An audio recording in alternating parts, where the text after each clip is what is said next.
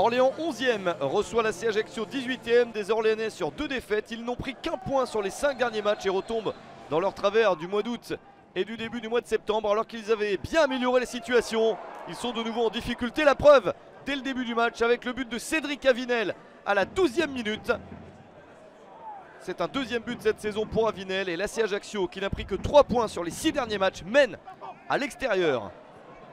Orléans s'inquiète mais a le temps de réagir, notamment sur cette action dans la surface de réparation. La faute de Jérémy Choplin, carton jaune pour le défenseur corse, et le pénalty que frappe Anthony Le Tallec 4 minutes après le but d'Avinel. Égalisation pour Orléans, le 4e but de la saison pour Le Tallec.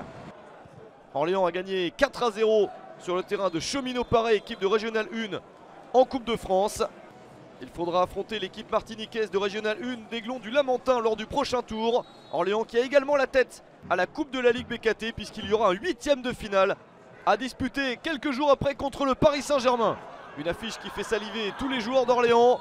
Mais avant, ils doivent se concentrer sur ce match contre l'AC Ajaccio. Un match qui tourne mal avec cette main dans la surface. Le pénalty pour l'AC Ajaccio dès le retour du vestiaire, 48e minute. C'est transformé par Johan Cavalli pour un 2e but cette saison. L'AC Ajaccio se détache et continue à être très efficace devant le but. Juste avant l'heure de jeu, c'est Ghislain Gimbert qui marque son 4e but de la saison. 3-1 pour l'AC Ajaccio. Retour du vestiaire catastrophique pour Orléans. La situation est nettement plus compliquée pour les joueurs de Didier Oli-Nicole, alors que ceux d'Olivier Pantaloni se dirigent vers un succès très important à l'extérieur. Orléans continue à essayer d'aller de l'avant. Pourquoi pas sur ce centre. La reprise de la tête et la jolie parade de Benjamin Leroy. Orléans qui ici commet une faute. L'arbitre voit que ça s'énerve et sort le carton rouge contre Johan Demoncy. 68e minute, un carton rouge direct qui met Orléans à 10.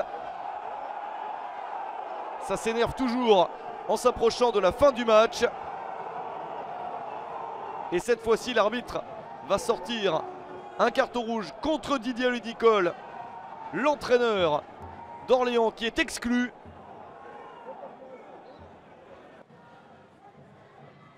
Puis c'est l'AC Ajaccio à son tour qui va voir un de ses joueurs quitter le terrain. Riyad Nouri pour ce tacle prend un rouge également. Une fin de match à oublier où l'arbitre a joué énormément du sifflet et a sorti beaucoup de cartons. Les deux équipes terminent à 10 contre 10.